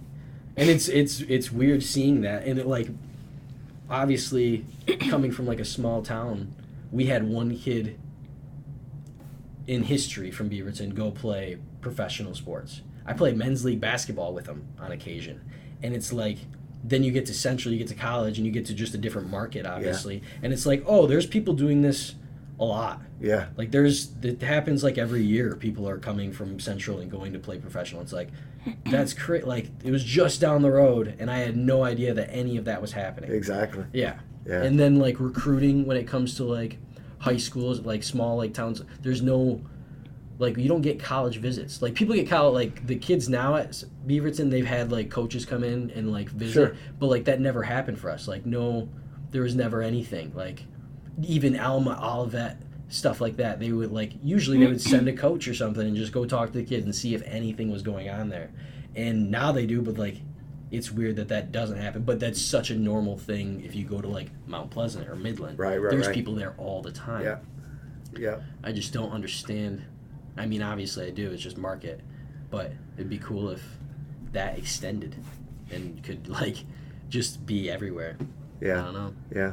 And I talked to former coaches about recruiting and stuff, and they'd go, we can either go to Dallas and see 20 kids in a weekend, or we can go out in Western Kansas and see one kid in the same amount of time. Mm-hmm. And so you just got to, it's a numbers game. Yeah. Yeah, that kid in the other place, for one, better be really freaking good if I'm going to go visit him. Yeah. Yeah. Yeah. And miss out on the other 20 that are. Yeah. And then the argument about the other 20 is that those other 20 probably have another 20 colleges looking at him too. Exactly. Yeah. Yeah. So how do you run the analysis there? What do you do? Yeah. It's something I don't want any part of. That's for sure. That ship has sailed. Yeah. Oh, I don't know what else I got. I think that was really good. I think that was fun. Good. It was fun. Thank you. Yeah. Thanks for Well, finding me worthy enough to be on here. No, for sure. She's like, I thought just the story enough of how we all met and how we did that. Like, that was just weird enough for me to be like, okay, let's do it. Crazy. Yeah. Like, he already knew you, and then we didn't even talk about it until we were in Disney, and we're like, oh yeah, like before the world shut, it was like a week before COVID happened. Yes, I remember that. Yeah, because we were right in the middle of our workout deal. Yeah, because that's when we went online, Yep. and then that's when I'm pretty sure, was that during school that we went? Yeah, it was at the end. It was like March. It was the very end. Yeah, so that's I remember I had like the last couple meetings with him, and then we went, and then he was like, I was like, I just like worked out with him twice a week for 8 weeks. And she's like, no way. And I'm like, yeah. I was just like, I was there. Tell me stretches. Yeah. That I still use. Yep. Yeah, because I never used to stretch. Yep. And even sometimes now I just jump on the bike and go. Yeah. But yeah, I always tell people that story, that just like literally half of our workout pretty much every day was stretching. Yeah. And I was just like, Well, I was like, I had to get flexible. Yeah, I was like, if he doesn't, I mean, if this is what he likes and it's helping him, then that's all we're gonna do. I didn't care. Yeah. I was like, it was just and like the ones we did too, arguably, not like discrediting myself, but I've never done a lot of those stretches before in my life. And then when it came to like what you told me about what you wanted to get better at, I'm like, I wonder how these would work. And then we did it, and then you're like, yeah, this is amazing. I'm like, okay, cool. Like, this is... I still where my back's on the wall, and I put my hands back there. That's a good... Yeah. I told her about that one when she asked you about... when you asked her about your neck. And I was like, I don't know, like, it's not specifically for the neck, but it could help the stuff around his shoulders and his, like... Which all loosens up everything. Yeah, exactly. Yeah. Yeah. And then the other one was when we put you on the box, and I had the kettlebell. Yes. And we would do that. I didn't know exactly I didn't even know that was a specific thing. It's called a Jefferson curl. Okay. Didn't know that. All I knew is that you couldn't, like, your stretch in that motion wasn't, like, very limited range of motion. I was like, how do I pull his back down more without, like, hurting him? Add a little weight. Yeah. Okay, cool. So I practiced that. 2-3 months later, I don't know if you ever heard of him, but it's called Knees Over Toes Guy. And... he has all these different, like... I think you sent me a clip of him or something, or a link or something. Yeah, so, like, he does all these types of training that, like, aren't triple extension. It's all, like, the opposite, the stuff that no one talks about. And then I'm sitting here, I'm like, oh, my God. I was like, that would be perfect for him. And then I was like, I didn't even know that was, like, why I thought to do that. But then he did it. I'm like, okay, so, like, that proves that what I was doing was kind of, like, smart. Yeah. And it was cool just to, like, realize that just no matter how long you train, no matter what, there's always more to learn. Like, I've been working out for 5 years, and like I said, I don't know anything about endurance training, so that's a whole other aspect of training that I don't even know about, and I still don't think lifting wise I am that. And I'm more intelligent than like the average person, right. But I still think, like, if I get in a room full of like experts, I am not talking. I'm gonna be in the back, and I'm gonna like I'm going to be there to learn. I'm not going to, like, all my stuff is, I feel, either basic knowledge or something that's, like, I don't know. You just feel like as long as we talk it through, everyone kind of knows this stuff. If you're on that level, like, you can just figure it out. And it was cool to, like, work with you on that and then get that validation later, like, oh, he was doing something kind of right. Yeah. No, yeah. That Superman stretch, I do that all the time. Yep. It's part of my morning flexibility thing. There you go. That's awesome. Yep. Look at that. There you go. Yep. I've also been, the big jump that I need to do now that I have yet to do is actually take on, like, clients and personal train. So now I'm GM over at Dunham's. Okay. And it pays the bills. Yeah. Perfectly. It pays bills just as good. But I got a couple things that I want to do, the van and all this other side stuff I want to do. And to make some money on the side, I would love to personal train. But I have been on that I would love to personal train talk for like 8 months now. And I just have yet to. I even have a gym. I've already talked to all them and like how it works logistically and everything. So I know exactly what to do. But then just when it comes down to doing it and like getting clients and marketing myself and doing all this, it's just like, that's scary. Let's go to the next thing, you know? And it's so bad and I need to do it, but... You need to get parents who think their kids are going to go to the NFL or something. Yeah. That's who you need to get. Yeah. See, like, I'm open to doing any, like, if I was training at the gym over here, I would train all, like, it wouldn't even just be athletes. I mean, I could train, like, adults, any, like, couples, whatever. It wouldn't matter. Just whatever is going to pay the bills, really. Yeah. And, like, originally, when I first started training, it was youth and sports, and I was like, oh, yeah, that's what I want to do. And then when we did that internship with you, I was like, you know, that was pretty cool, too. And, like, it also takes your market from being kids to now everyone. Everyone, yep. And it's like, that seems pretty dumb not to do, especially when you're not in the market to have that many people anyway. You know what I mean? I don't need to niche down when I don't have a niche at all. Right. So, I don't know. That's the next step that we're going to get into. You're an idea man, and usually some of those ideas pay off eventually. Yeah. I would like the van. I like the van idea with a starting race of a time trial. Yep. Yeah. That was nuts that you came up with that, like, just boom, like, yeah. It's because it's needed. You want to start a time trial on flat ground. You want some momentum to get started. Yeah. Yeah. That would be sick. And then just being able to have the mics and the speakers and everything, and like you could have your make it a party, your party aspect right there. Yeah. Because trust me, cyclists get enough alone time. Yeah. You know, and I don't ever cycle with music. I need to be able to hear where the cars are and that kind of stuff. So I don't ever do that. So that would be kind of to know that a street is protected, that you can blast music and start. And people can ride with confidence that they're not going to get hit by a car. Yep. It'd just be fun. And people would pay. Cycling is fairly expensive if you have good bikes. Yep. So people will pay a good price for that. For that event. For that to be able to ride safely and not have to worry about crashing or getting smoked by a car. Yeah, that's so cool. I would have never thought of a biking or a cycling event for the venue, but they really Google some like individual time trials. That's all you got to, cycling individual time trials. You can see what they look like. And the beauty is you don't have to ride them to Clare and back. They're just squares. You can do a little loop through the city, get 8, 10 to 12 miles max for the best riders. About a 12-miler, and everybody's racing the clock. So like, say I was doing that on the road, who would I communicate with to get it to where, obviously, in that situation, you have to block roads off. You'd have to do, I don't know what else. But like who, if I were to randomly make a business or some sort of out of that, who would be the person I would talk to if I would? What I would do is I'd start the Parks and Rec here. I would try to do a local event here. So you get a feel for it, get some experience. Understand it. Because you're not ready to go to Albuquerque, New Mexico and do that. You don't know enough about it yet. Yep.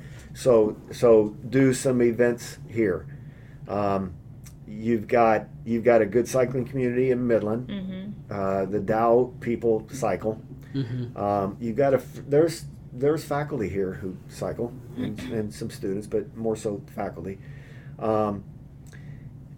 And she knows more about blocking off streets here than I do. You know what I mean? Yeah. What you got to do and who your contacts with the police and what's it take to do that. Yeah.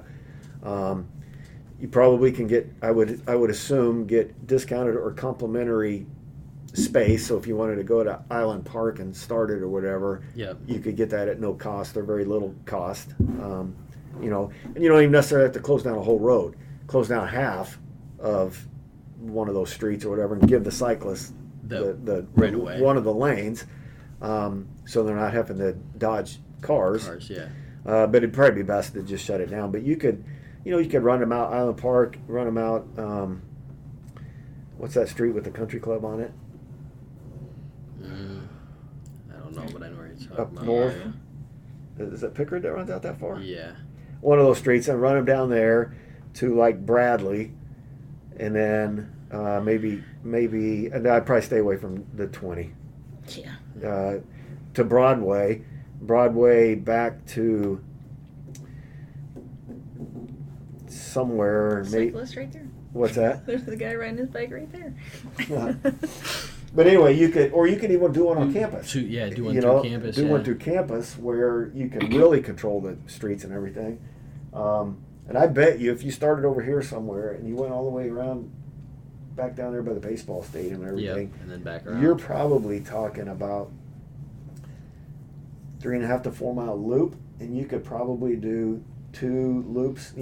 One loop for the kids, little guys. Yep. Middle of the roaders do 2 loops, and then the time trialists do 3 loops and get a 12 miler out of it.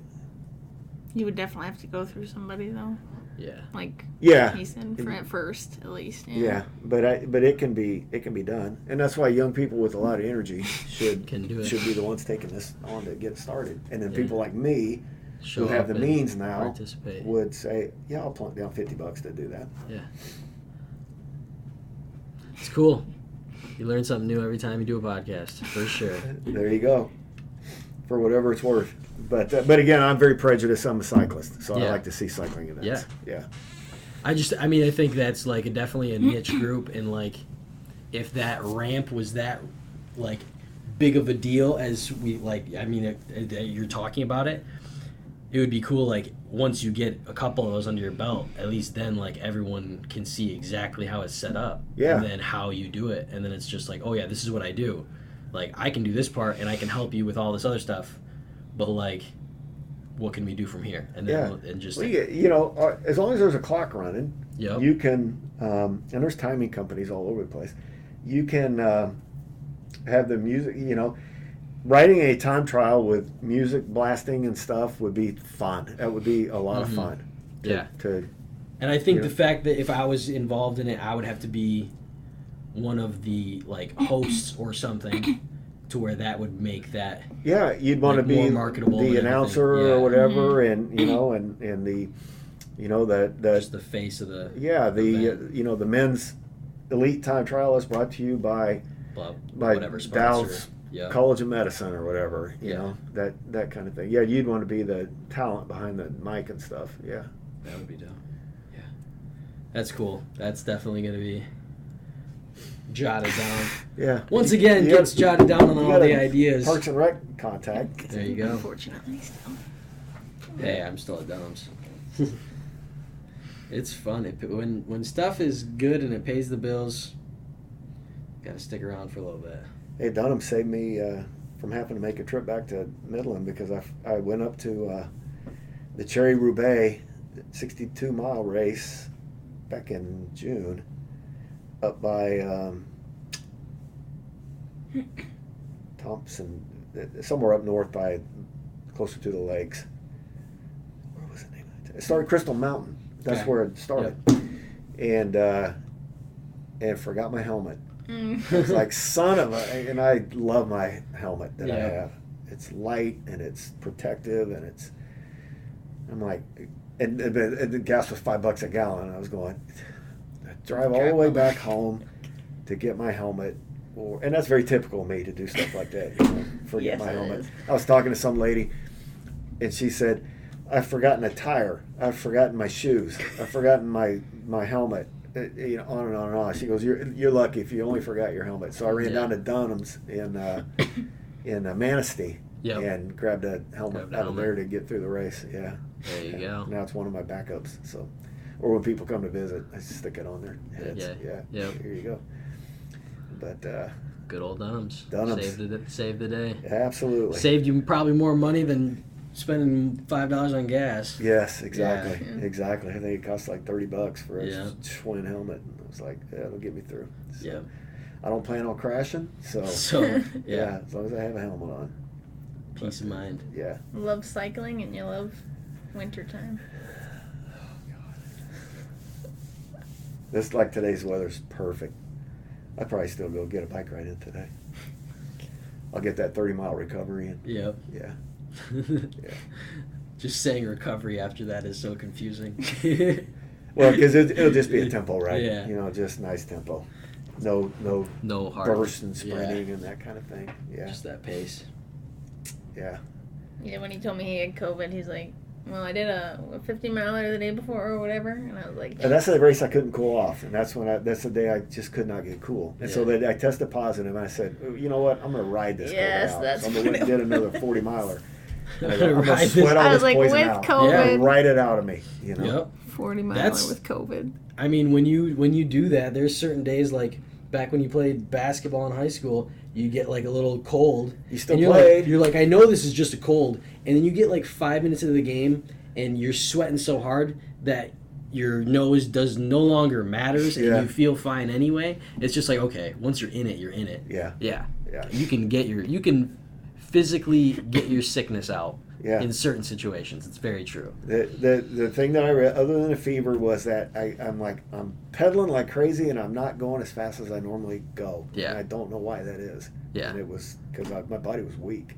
Yeah. Yeah. But, like, could you actually feel that you were weak, or did you actually just know that because you were tracking? Well, as I'm getting a reading, or I got the map my ride on, and it's telling you your intervals every 5 miles, and I'm going, it says that 5 mile segment was 17.7 miles an hour, and I'm going, that felt like 19, but it's only 17.7. Yeah. But the only way you know is with that data. Yeah. Other than that, you probably would have just. I'm pedaling hard, going, I'm flying through here, and it's just not there. Yeah. Yeah.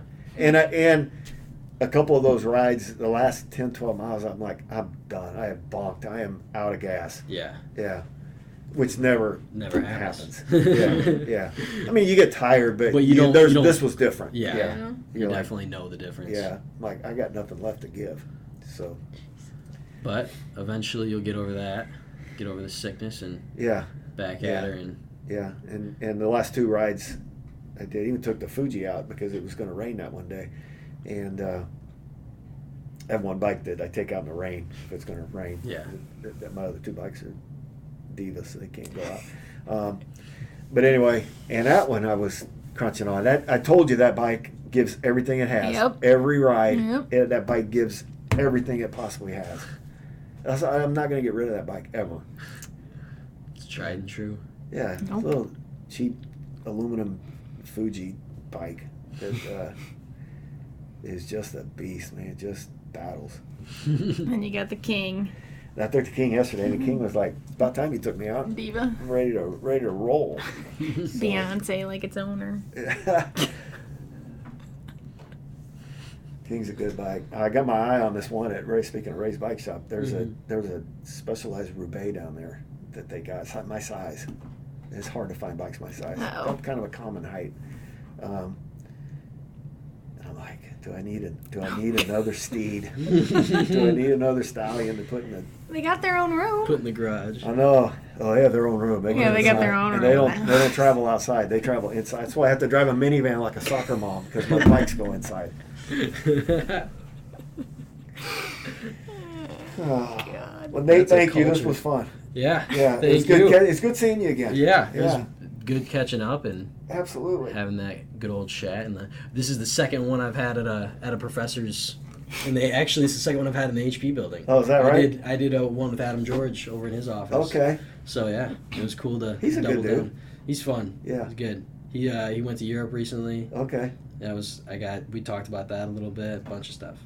Cool. He's fun. But yeah, we'll wrap her up. Thank you for being on Currently in Progress. This is number, I'm pretty sure, I don't want to quote myself now. It's either 23 or 24. Good for you, man. So we've gotten there so far. And, Good for you. Hopefully, the goal, I got to keep saying this and keep myself on it because I got some making up to do for time. But the goal is 200 in 4 years. Okay. Which would be a heck of a lot faster than what I'm doing now. It's nuts because when I first started, I did like 8 or 9 in like 2 months. Okay. And it was just like, okay, like that was easy. Like that was like, didn't even, just because I had, the starting. Yeah. But now it's just like the timing and, just getting people to meet and like the COVID happened, all that good stuff. It was just, just more difficult. No, good for you. You have the I can't say the word. Entrepreneurial spirit. So Yes, he does. keep after Keep it. going. Yeah. Yeah.